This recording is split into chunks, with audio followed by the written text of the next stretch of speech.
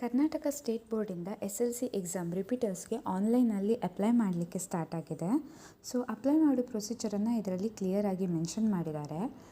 ನೀವು first KSEAB ಅದರ ಸೈಟಿಗೆ ಹೋಗಿ ಅಲ್ಲಿ PF or RR or PR online registration ಮೇಲೆ ಕ್ಲಿಕ್ ಮಾಡಿದರೆ ಈ ಥರ ಪೇಜ್ ಓಪನ್ ಆಗುತ್ತೆ.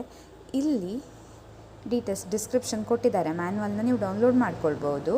ಅದರ್ವೈಸ್ ಇಲ್ಲಿದೆ ರಿಜಿಸ್ಟರ್ ಅಂತ ಆಪ್ಷನ್ ಇದೆ ನೋಡಿ, ಅಲ್ಲಿ ರಿಜಿಸ್ಟರ್ ಅಂತ ಕ್ಲಿಕ್ ಮಾಡಿದ ಮೇಲೆ ನಿಮ್ಮ ಮೊಬೈಲ್ ನಂಬರ್ ಕೇಳುತ್ತೆ. ಮೊಬೈಲ್ ನಂಬರ್ ಹಾಕಿ ನೀವು ಪ್ರೈವೇಟ್ ಫ್ರೆಶ್ ಕ್ಯಾಂಡಿಡೇಟ್ ಅಂದರೆ ನೀವು ಇಷ್ಟೊತ್ತಿಗೆ SLC ಎಕ್ಸಾಮ್ ಬರೀಲಿಲ್ಲ, ಇದು ಫಸ್ಟ್ ಟೈಮ್ ಬರೀತಿದ್ದೀರಾ ಪ್ರೈವೇಟ್ ಆಗಿ ಅಂತ ಹೇಳಿದರೆ ಕ್ಲಿಕ್ ಮಾಡಿ. ಇಲ್ಲ ರಿಪೀಟರ್ಸ್ ಲಾಸ್ಟ್ ಟೈಮ್ ಫೇಲ್ ಆಗಿದೆ, ಈ ಸಲ ರಿಪೀಟ್ ಮಾಡ್ತಿದ್ದೀನಿ ಅಂತ ಹೇಳಿದ್ರೆ ರಿಪೀಟರ್ಸ್ ಮೇಲೆ ಕ್ಲಿಕ್ ಮಾಡಿ. ಆಮೇಲೆ ಇಮೇಲ್ ID ಹಾಕಿ, ನೆಕ್ಸ್ಟ್ ಪಾಸ್ವರ್ಡ್ನ ಸೆಟ್ ಮಾಡಿ. ನಾರ್ಮಲಿ ನಿಮ್ಮ ಹೆಸರು @1 ಆ ಥರ ಟೋಟಲ್ 8 ಡಿಜಿಟ್ ಬರೋ ಹಾಗೆ ಸೆಟ್ ಮಾಡಿ, ಆಯಿತಾ. ನೆಕ್ಸ್ಟ್ OTP ಬರುತ್ತೆ, ಆ OTPನ ಹಾಕಿ, ಆಯಿತಾ. OTP ನಿಮ್ಮ ರಿಜಿಸ್ಟರ್ ಮೊಬೈಲ್ ನಂಬರ್ಗೆ ಬರುತ್ತೆ.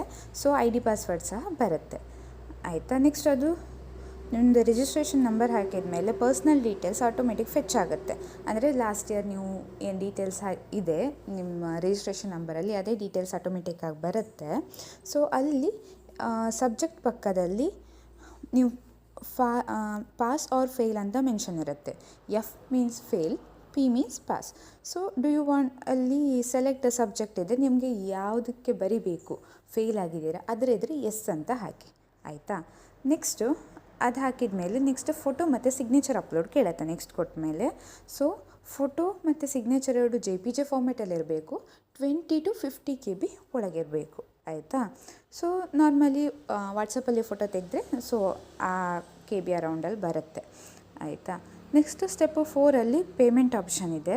ಸೊ ನೀವು UPI ಥ್ರೂ ಮಾಡ್ಬೋದು, ಇಲ್ಲ ಡೆಬಿಟ್ ಕಾರ್ಡ್ ಅವ್ರ ಕ್ರೆಡಿಟ್ ಕಾರ್ಡ್ ಥ್ರೂ ಮಾಡ್ಬೋದು. ಡೆಬಿಟ್ ಕಾರ್ಡ್ ಅಂದರೆ ATM ಕಾರ್ಡ್ ಥ್ರೂ ಮಾಡ್ಬೋದು. ನಿಮ್ಮ ಅಪ್ಲಿಕೇಶನ್ ನಂಬರ್ ಬಂದಿರುತ್ತಲ್ಲ ಅದನ್ನು ಹಾಕಿ, ಅಲ್ಲಿ ಸ್ಟೂಡೆಂಟ್ ನೇಮ್ ಬರುತ್ತೆ, ಆಮೇಲೆ ಫೀಸ್ ಎಷ್ಟು ಅಂತ ಬರುತ್ತೆ.